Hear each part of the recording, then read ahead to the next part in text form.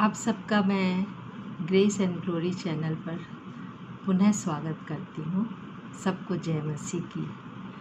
इसके पहले कि हम अपने आज के विषय पर जाएं, हम अपने सिरों को झुकाएं और हम परमेश्वर से प्रार्थना करें कि हमें ताकत मिले, वो बुद्धि और समझ दे और परमेश्वर का वचन सुनने वालों के हृदय में कार्य करें। आइए हम प्रार्थना करते हैं। सारी सृष्टि के कर्ता, सर्व सामर्थी, अति करुणामयी, अनुग्रहकारी और प्रेमी परमेश्वर, हम आपका धन्यवाद करते हैं इस जीवन के लिए जो आपने हमको दिया है, और पिता परमेश्वर आपकी सुरक्षा के लिए कि प्रभु आपने हम सबको सुरक्षित रखा है मेरे परमेश्वर। और जो पीड़ित थे पिता परमेश्वर इस रोग से, उनको आपने चंगा किया है। बहुत से ऐसे जो जिनके प्रियजन बिछुड़ गए, उनके हृदय शोकाकुल हृदयों को प्रभु आपने असीम शांति से भर दिया है मेरे परमेश्वर।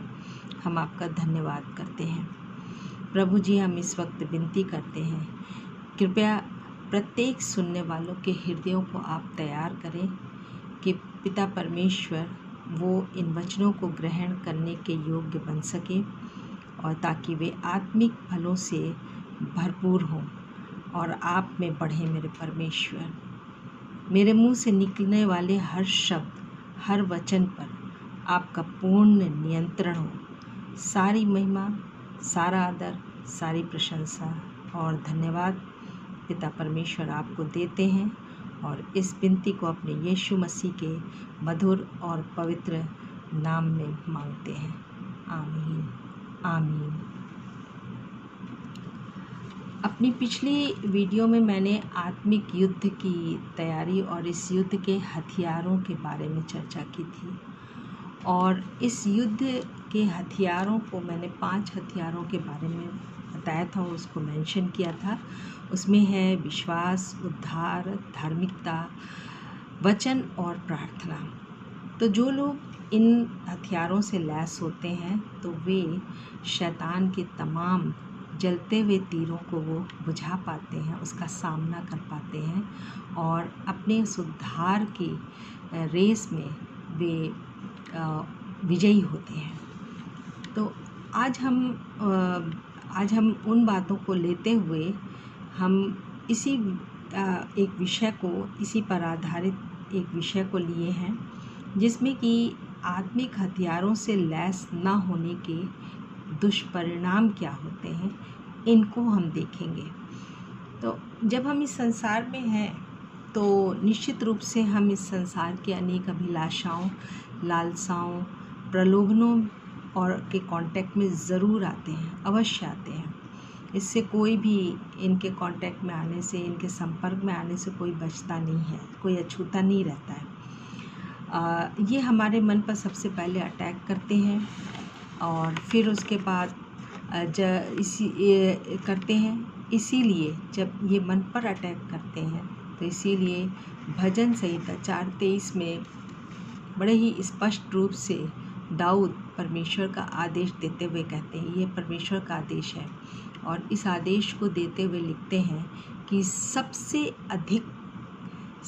अधिक अपने मन की रक्षा कर, क्योंकि जीवन का मूल स्रोत वही है। तो हमें अपने मन की रक्षा करना, ये परमेश्वर का आदेश है।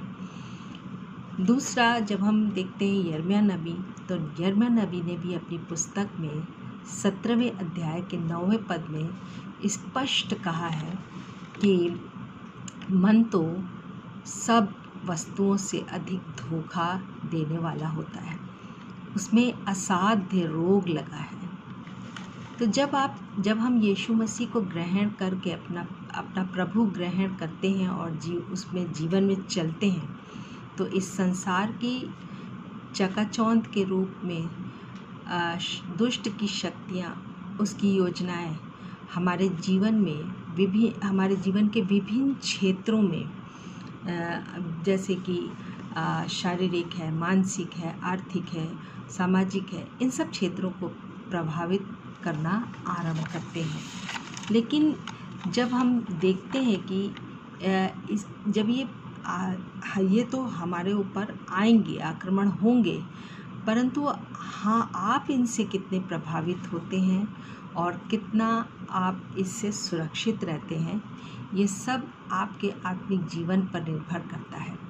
तो आइए हम इन विभिन्न क्षेत्रों पर शैतानी युक्तियों के आक्रमण को देखते हैं। और आज मैंने एक विषय को लिया है जो कि शब्द है व्यभिचार।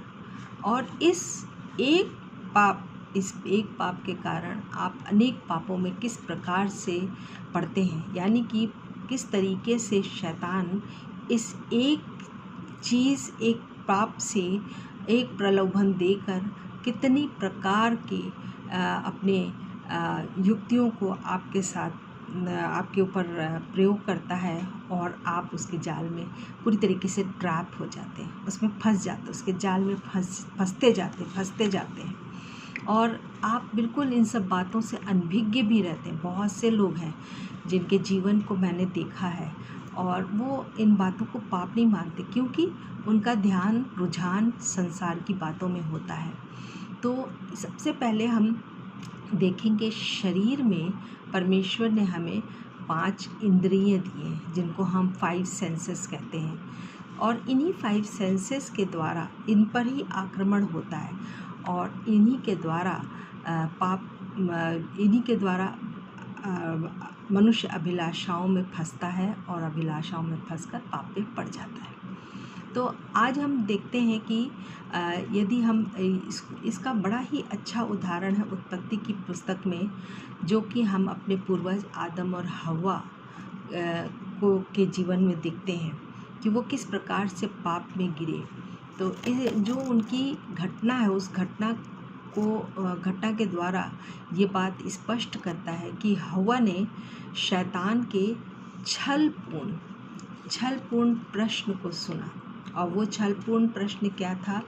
उसने कहा था, क्या सच है कि ये लिखा हुआ है उत्पत्ति 3 उसकी पहली आयत में, और वहाँ पर शैतान सर्प के रूप में आता है और हवा से पूछता है, क्या ये सच है कि परमेश्वर ने कहा है कि तुम इस उद्यान के किसी वृक्ष का फल ना खाना?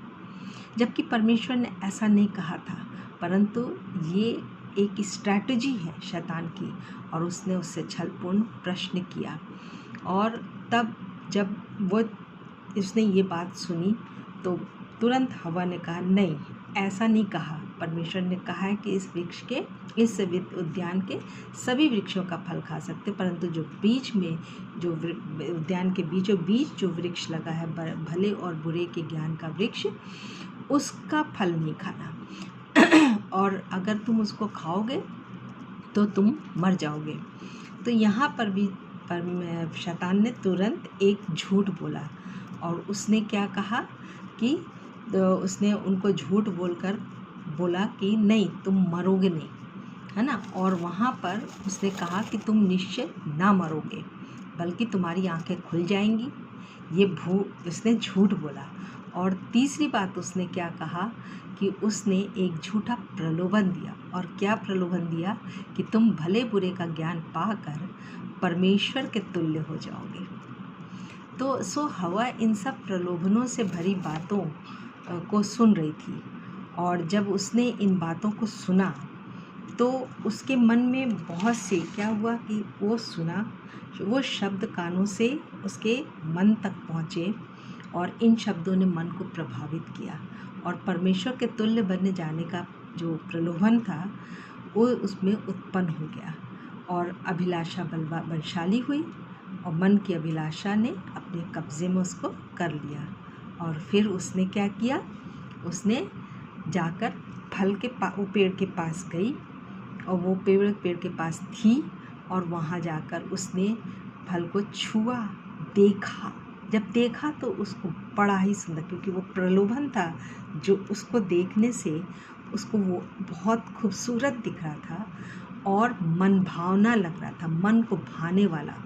तो इसलिए उसने कि हम परमेश्वर के तुल्य, मुझे बुद्धि प्राप्त हो जाएगी, हम परमेश्वर के तुल्य हो जाएंगे, इसी चाहत में फंसकर हवा ने फल को तोड़ा, स्वयं खाया और जाकर आदम को भी खिलाया। इस प्रकार से ये दोनों ही पाप में डूब गए। तो आँखों से देखकर, कानों से सुनकर, पाने की चाहत में मनुष्य आज पाप में गिर जाता है, पाप में गिर जाता। और इस चीज़ को हम देखेंगे तो हमने कहा है कि आज हम जो विषय लिए हैं उस विषय है, वो विषय है व्यभिचार। और अब व्यभिचार पर जब हम ध्यान दें तो आज के युग में इतना ज़्यादा एक्सपोज़र है हर जगह, टीवी पर, मोबाइल पर, तो आपके तमाम प्रकार के, आजकल तो किताबों का उतना ज़ोर नहीं है, परंतु मोबाइल सबसे बड़ा माध्यम है और इसमें इतने ज़्यादा एक्सपोज़र हैं। तो आज क्या बच्चे, क्या युवा, क्या अधेड़, क्या बूढ़े, ये सब इन शारीरिक अभिलाषाओं में फंसकर ऑपोजिट सेक्स की तरफ आकर्षित होते हैं। क्यों? क्योंकि वो ऐसी प्रकार की मूवीज़ को देखते हैं। कुछ टिकटॉक लोग बनाते हैं जो वाहियात होते हैं, जो बहुत ही भद्दी तरीके से पेश किए जाते हैं और ये सारी चीज़ें जो होती हैं वो मनुष्य को आकर्षित करती हैं और जो इनमें लिप्त हो जाता है वो बार बार उनको देखता है और इनको देखने के कारण उसके अंदर में शरीर की वासना जागृत होने लगती है, क्योंकि जो भी आप देखते हैं उसका कुप्रभाव हमारे शरीर पर और शरीर से हमारे मन पर पड़ता है। और इस तरीके से जब वो आता है तो वो कुछ उन चीज़ों को करने की सोचते हैं, उन चीज़ों को पाप पाने की कोशिश करते हैं। तो ये वासनाएं जो होती हैं मनुष्य के मन में बहुत सारी ऐसी अभिलाषाएं जो गलत होती हैं, गलत रास्ते पर ले जाती हैं, वो उत्पन्न होती हैं। तो यदि हम देखें तो आज के समय में बहुत से बच्चे जो हैं, जवान बच्चे, वे लिव इन रिलेशनशिप में रह रहे हैं और बहुत से अधेड़ उम्र के लोग भी और बहुत से विवाहित और अविवाहित लोग जो हैं, या फिर बहुत से बूढ़े लोग हैं, यानी कि वृद्धावस्था में भी पहुंच गए हैं, तो भी वो इन कार्यों को करने में लिप्त रहे, क्योंकि वो इन मूवीज़ को देखते हैं, उन ऐसी बातों को देखते हैं, सुनते हैं और इस तरीके से उनके अंदर में ये पाप जन्म लेता है। तो एक और पाप बहुत ज़्यादा इस समय प्रचलित है, वो समलैंगिकता का। अब हम यदि अगर इस पर विचार करें तो क्या लिव इन रिलेशनशिप उचित है? क्या समलैंगिकता उचित है? समलैंगिकता का मतलब होता है कि हम मेल से संबंध बनाता है, फीमेल से। तो एक ही सेक्स के लोग आपस में एक दूसरे के साथ आकर्षित होते हैं और फिर वे बहुत सारे ऐसे चीज़ों को करते हैं, सीमा लांघ जाते हैं और उन सब बातों को ऐसी तरीके से कि वो पाप में गिरते जाते हैं, क्योंकि वो उनको आकर्षित कर रहे हैं, ये अभिलाषाएं उत्पन्न हो रही हैं और शरीर की अभिलाषाएं। तो जब कोई भी उनको रोकता है, जैसे बच्चे हैं घर के अंदर, या पति है तो पत्नी अगर वो पूछ रही है, या पत्नी है तो पति अगर पूछ रहा है, तो बहुत ज़्यादा वो क्या करते हैं, वो क्रोधित हो जाते हैं और एक निरादर करते हैं, साथ में अपने माता पिता का निरादर करते हैं, अपने जीवन साथी का निरादर करते हैं, यहाँ तक कि उनका त्याग भी कर देते हैं और अब शब्द इस्तेमाल करते हैं, गालियाँ निकालते हैं, यहाँ तक कि मारपीट पर भी आ जाते हैं। तो ऐसा क्यों होता है मसीही समाज में तो ये चीज़ नहीं होनी चाहिए, लेकिन क्यों होता है? क्योंकि यदि हम देखें तो वहाँ पर क्या चीज़ की कमी है? वहाँ पर क्योंकि ऐसे लोगों का आत्मिक जीवन मरा हुआ होता है, ना तो वो वचन पढ़ते हैं, ना वो अपना समय प्रार्थना में बिताते हैं, और यदि वो कहीं भी प्रार्थना सभा में जाते हैं तो वो अपने मन को पूरी तरीके से समर्पित किए बगैर जाते हैं और वहाँ या तो किसी के दबाव में होकर जाते हैं या फिर किसी को देखने की अभिलाषा में, किसी से मिलने की अभिलाषा में वहाँ जाते हैं। तो ऐसे में क्या होता है कि इसमें इनका इस तरीके के लोग जो सभाओं में जाते हैं, प्रार्थना सभाओं में, तो उनका आत्मिक जीवन से कुछ लेना देना नहीं होता है और इसलिए ऐसे लोगों को शैतान बड़े ही आसानी से बिना किसी बाधा के उनको उसको अपने जाल में फंसा लेता है। तो इस तरीके से हम देखते हैं कि जब अभिलाषाओं में फंसते हैं और तो शैतान अपनी युक्तियों को उनसे युक्तियों का वार करता है और वे शिकार हो जाते हैं। और शिकार जब हो जाते हैं तो वे परमेश्वर से दूर हो जाते हैं, परमेश्वर से दूर हो जाते हैं, क्योंकि वो उसी में उन बातों में लिप्त होने लगते हैं। और अगर हम देखें तो हम देखेंगे कि इतना ही नहीं, यही केवल नहीं, बल्कि वो अनेक दुर्व्यसनों में पड़ जाते हैं। तंबाकू है, गुटखा है, शराब है, नशीले पदार्थों का सेवन लगते हैं। फिर उसके बाद क्योंकि उसमें उनको क्षणिक आनंद प्राप्त होता है, और इसी क्षणिक आनंद को प्राप्त करते करते वो क्या करते हैं, बहुत सारी गंदी अशुद्ध वस्तुओं का इस्तेमाल करने लगते हैं। बहुत सारी ऐसी टैबलेट्स बनी है जो शरीर को नुकसान पहुंचाती है, इंजेक्शंस को इस्तेमाल करने लगते हैं। धुआं मतलब वो कई प्रकार की चीज़ों को वो लेते हैं, धुआं से इनहेल करते हैं। फिर नशीली वस्तुओं का रसपान करते हैं, सिगरेट आदि का सेवन करते हैं, और क्षणिक आनंद प्राप्त करने के चक्कर में अपना जीवन और भी नरकीय बना लेते हैं। तो और जब हम और इस तरीके से आप क्या होते हैं, ये जो ऐसे इंसान वो परमेश्वर के बैरी बन जाते हैं। ये मैं नहीं कह रही, परंतु परमेश्वर का पवित्र वचन कहता है। याकूब की पत्री के 4 चैप्टर के 4 वचन में जब हम देखते हैं तो वहाँ पर बहुत ही स्पष्ट लिखा है। और ये वचन क्या कह रहा है कि हे व्यभिचारियों, क्या तुम नहीं जानते कि संसार से मित्रता करना परमेश्वर से बैर करना है? जो कोई संसार का मित्र होना चाहता है वह अपने आप को परमेश्वर का बैरी बनाता है।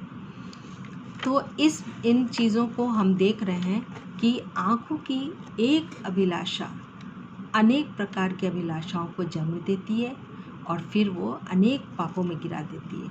अब हम इन पापों को देखें, हम एक पाप से हम कितने पाप करते हैं इस पर भी हम देखते हैं। पहला तो हमारा जो प्रेम है, वो हमारा प्रेम सबसे ज़्यादा पहले उस पर आक्रमण होता है। यानी कि हमारा प्रेम जो माता पिता से पहले था वो उसमें कमी आने लगती है, घटने लगता है।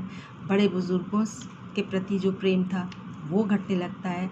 पति या पत्नी यानी जीवन साथी से प्रेम के धीरे धीरे प्रेम घटता जाता है और अंत में समाप्ति हो जाता है, यहाँ तक कि वो निर्णय लेते हैं कि तुमको हम अपने साथ नहीं रखेंगे, और वो उस दूसरे के साथ रहने के लिए राज़ी हो जाते हैं।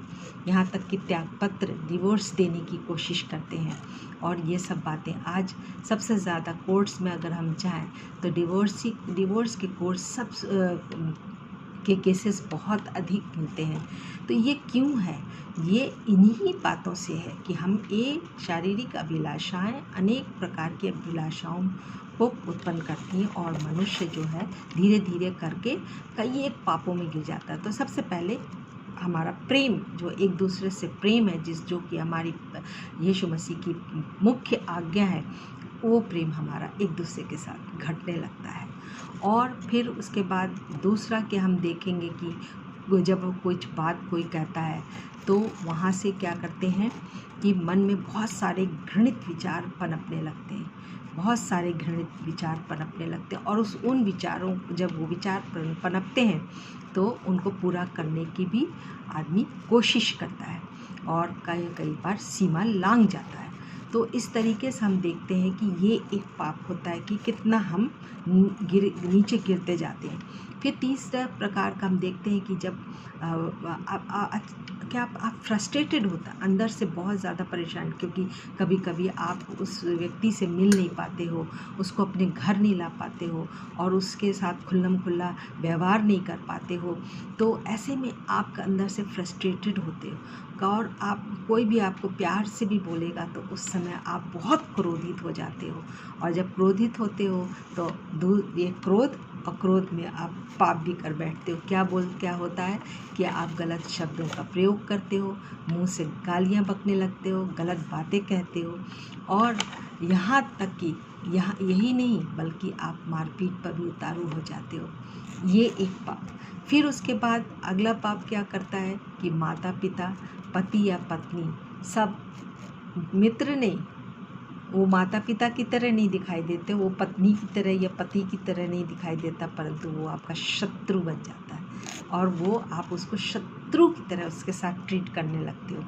तो ये आपके बीच में एक खाई बनने लगती है, खाई बनने लगती है। और कई बार ऐसा होता है कि आप इनकी हत्या करते हो अपनी बातों से आप उनकी हत्या करते हो, उनको आहत पहुंचाते हो। और आहत पहुंचाते हो, कुछ दिन के बाद आप उनसे इतने दूर चले जाते हो, आप उनकी बातों को नहीं सुनना पसंद करते हो, उनको देखना भी नहीं पसंद करते हो और उनसे दूर रहने की कोशिश हर समय करते हो। या तो अपने कमरे में बंद कर लेते हो या फिर कहीं किसी दूसरे शहर में हो तो उनसे संपर्क करना भूल जाते हो, उनका हालचाल लेना भूल जाते हैं। और इस तरीके से वो अपने माता पिता, अपने पत्नी, अपने जीवन साथी और अपने घर के अन्य सदस्यों को क्या करते हैं, मेनली हम माता पिता की बात करेंगे और जीवन साथी की, कि उनको एक जीती जागती चलती फिरती लाशें बना देते हैं। तो इस तरीके से हम देखते हैं कि एक गुनाह करने से आप कितने प्रकार के गुनाहों में पड़ जाते हो। तो ये तो एक उदाहरण दिया। तो व्यभिचार केवल करने से नहीं है, परंतु विचार करने से ही होता है, विचार करने से भी हो जाता है। क्योंकि यदि आप मत्ती रचित सुसमाचार उसके 5वें अध्याय के 28वें पद में कहोगे, जहाँ पे यीशु मसीह ने स्वयं कहा है कि यदि वहाँ पर एकदम स्पष्ट कहा कि जो कोई पुरुष किसी स्त्री को बुरी नज़र से देखे तो वह अपने मन में उससे व्यभिचार कर चुका। तो यानी कि हम सिर्फ देखें और अपने मन में गलत विचार उसके लिए उत्पन्न हुआ, तो यानी विचार करने से ही आपने क्या किया, उस ऑपोजिट सेक्स से आपने व्यभिचार कर लिया।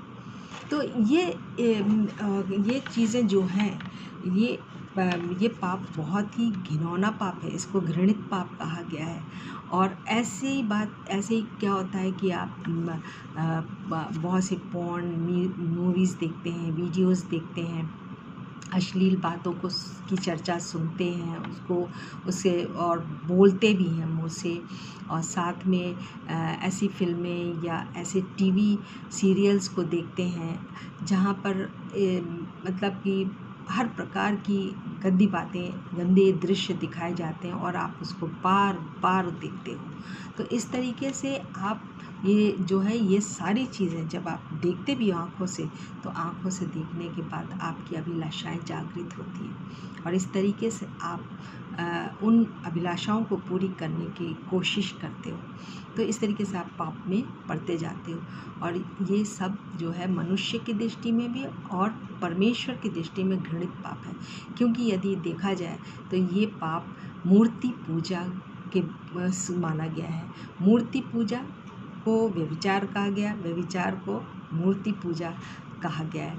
और इसीलिए बाइबल स्पष्ट कहती है कि युवावस्था की वासनाओं से भाग, इसीलिए कहती है।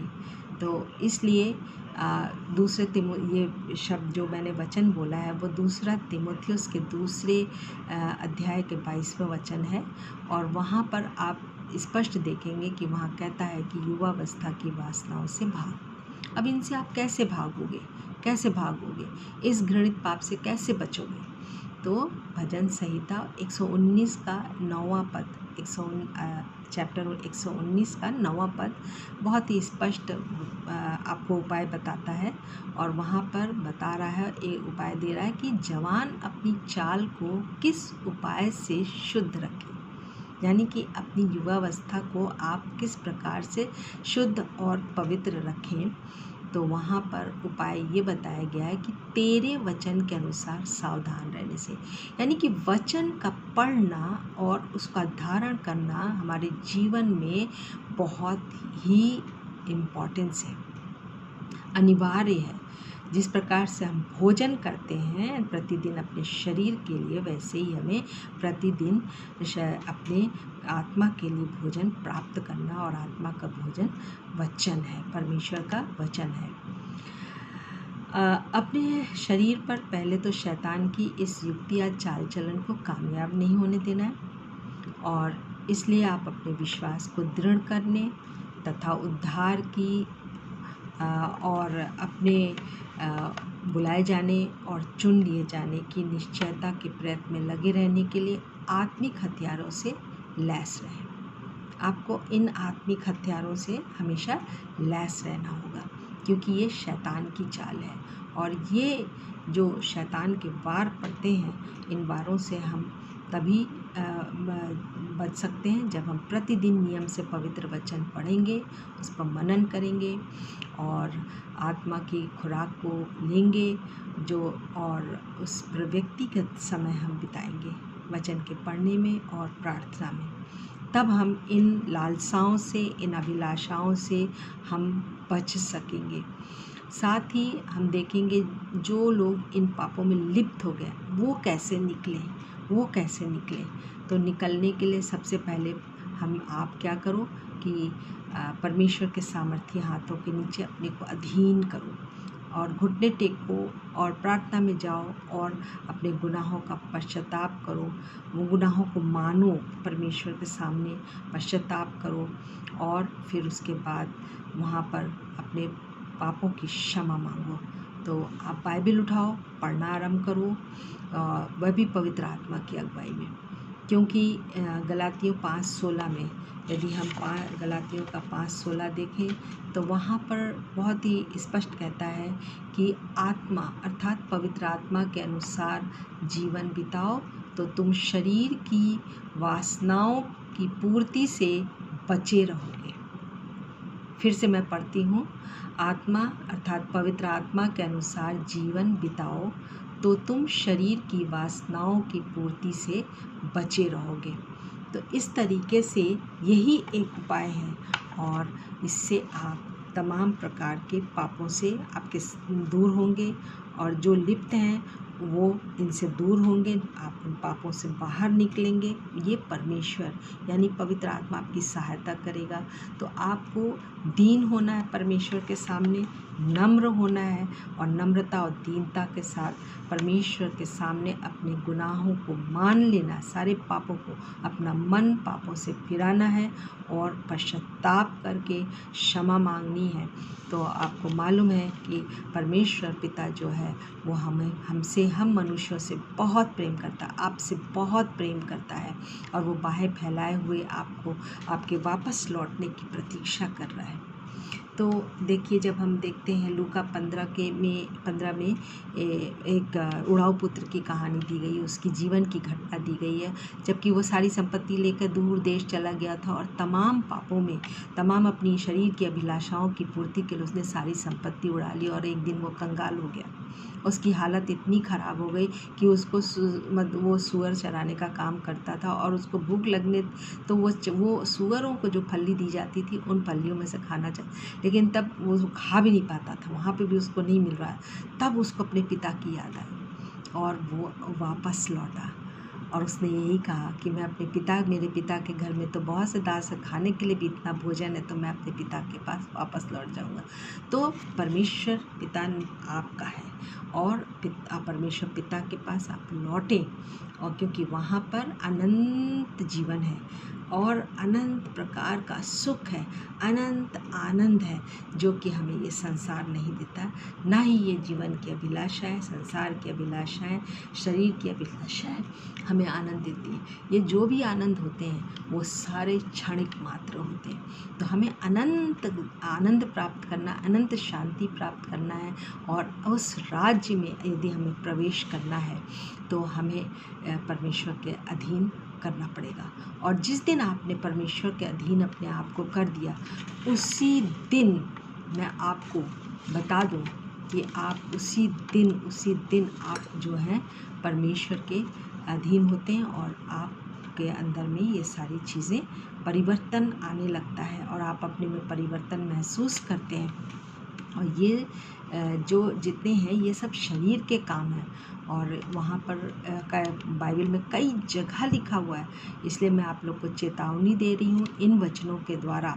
ये मैं नहीं चेतावनी दे रही हूँ, परंतु परमेश्वर का वचन आपको चेता रहा है, चेतावनी दे रहा है कि आप पर इन पापों से बाहर निकलो, क्योंकि व्यभिचार एक ऐसा पाप है जिसमें कि आप कभी भी परमेश्वर के राज्य में, परमेश्वर स्वर्ग के राज्य में प्रवेश नहीं करने पाएंगे। आपके लिए पूरी तरीके से निषेध है, क्योंकि यदि आप देखो तो कई जगह पे लिखा हुआ, और मैं बहुत ही स्पष्ट, आप इसको नोट कर लेना, बार बार सुन लेना।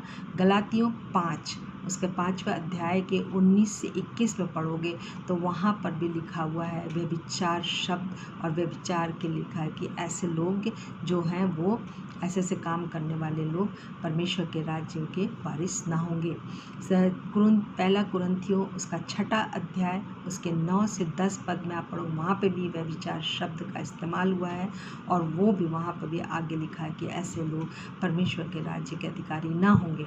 प्रकाशित वाक्य 21 का 8, प्रकाशित वाक्य 22 का 15, वहाँ पे भी इस एक शब्द को हम लेके चल रहे हैं, और ये शब्द वहाँ लिखा हुआ है, और उनके लिए वो द्वार बंद है, यानी कि परमेश्वर के राज्य का द्वार बंद है। इफिसियों 5:5 में भी आपको मिलेगा, और वहाँ पर बहुत ही स्पष्ट हम एक लाइन पढ़ दे रहे हैं कि वहाँ पर क्या लिखा है कि इफिसियों के 5वें अध्याय के 5वें पद में लिखा हुआ है, क्योंकि तुम यह निश्चय पूर्वक जानते हो, यानी ये चीज़ आपको पता है, और क्योंकि तुम यह निश्चय पूर्वक जानते ही हो कि कोई व्यभिचारी या अशुद्ध जन मसीह और परमेश्वर के राज्य का उत्तराधिकारी नहीं हो सकता। तो अतः एक पाप यानी व्यभिचार से अपने आप को सुरक्षित करने के लिए परमेश्वर के अधीन हो जाओ, अपने गुनाहों का पश्चाताप कर क्षमा मांगो, अनंत जीवन के लिए स्वर्ग के राज्य में प्रवेश करो। और साथ ही मैं ये बात कहूँगी कि आप अपने आप को सुरक्षित करो परमेश्वर के साथ, और इस तरीके से जितना भी आपका जीवन है वो आपका जीवन अच्छा हो जाएगा, और फिर आप इस आत्मिक युद्ध में, ये एक प्रकार का आत्मिक युद्ध है, और आप आत्मिक युद्ध में जो है वो आप विजयी होंगे। तो विजयी बने, इस आत्मिक युद्ध में आप विजयी बने, और ना सिर्फ अपने को बचाएं बल्कि आप इस वीडियो को और फॉरवर्ड करें कि लोगों तक पहुँचे, और जिन लोगों का जीवन इस तरीके का है उन तक वो ये वीडियो पहुँच सके, और लाखों जीवन को नाश होने से बचाने में अपना सहयोग करें। मैं परमेश्वर से प्रार्थना करूंगी कि परमेश्वर आप सबको बुद्धि और समझ दे, और इन स्वर्गिक बातों को समझ सके, और अपना जीवन अनंत जीवन के लिए तैयार करें। धन्यवाद करते हैं आप सबका इस वीडियो को सुनने के लिए, और आपसे मैं रिक्वेस्ट करती हूँ कि इनको आप इस वीडियो को बहुत तेरे लोगों तक पहुंचाने का में सहयोग करें, जिससे कि बहुत से लोगों का जीवन बचाया जा सके, वो इन बातों को समझ सकें कि सचमुच में ये कितना घृणित पाप है, और इस घृणित पाप के कारण कितने पाप करते हैं। यानी कि आप हत्या तक करने की सोच लेते हो, बहुत सी हत्याएं भी हो जाती हैं, हत्या भी कर लेते हैं।